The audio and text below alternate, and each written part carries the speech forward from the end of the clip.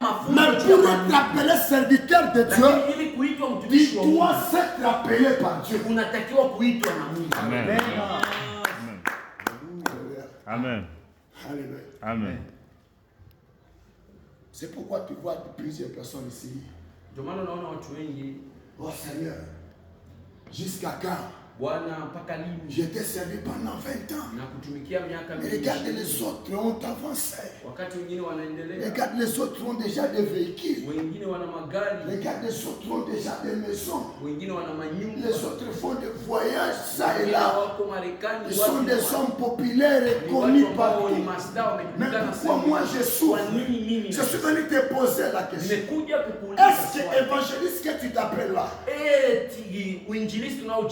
C'est fabriqué par les hommes ou bien c'est par le site dit imetengenezwa na watu au ni imesema ama ni Mungu alikufanya au alikutengeneza? Est-ce que je suis en train de parler à quelqu'un?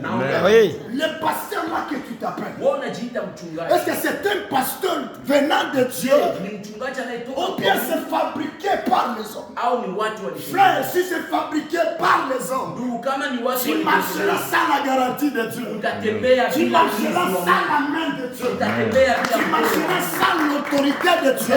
Amen. Et Dieu ne sera pas dans tes choses. Exactement. Alléluia. Amen. Lorsqu'on prend Lévitique chapitre 10, wakati tunachukua il y avait le fils d'Aaron.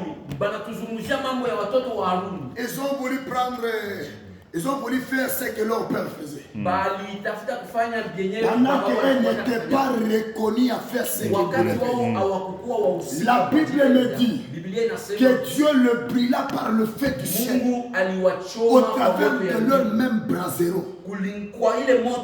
C'est pourquoi plusieurs d'entre nous sont brillés par le feu de Dieu. Parce que nous essayons de faire les choses de Dieu par imitation. Parce que tel a fait et j'ai beaucoup étudié plus que lui. Je peux aussi faire plus que lui. Le domaine spirituel est compliqué. Tu peux avoir toutes les qualités.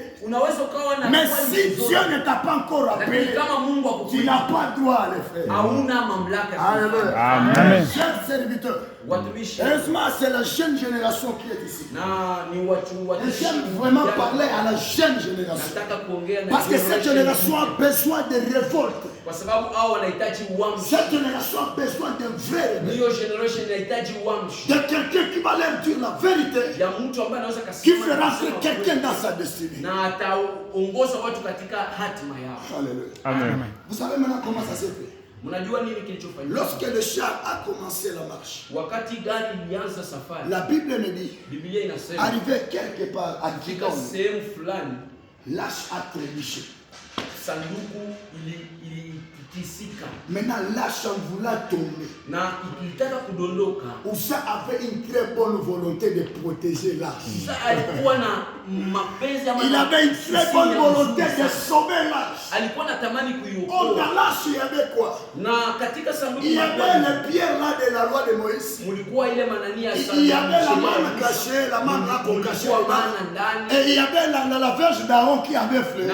Oh, ces choses étaient sacrées. Avec interdiction formelle d'être vu par un homme. Mais vous avez vraiment raison de protéger l'âge. Il était vraiment bien motivé. C'était une très bonne intention. Mais contraire à la volonté de Dieu. Pourquoi Uza n'avait pas le droit de toucher à l'âge de l'Éternel?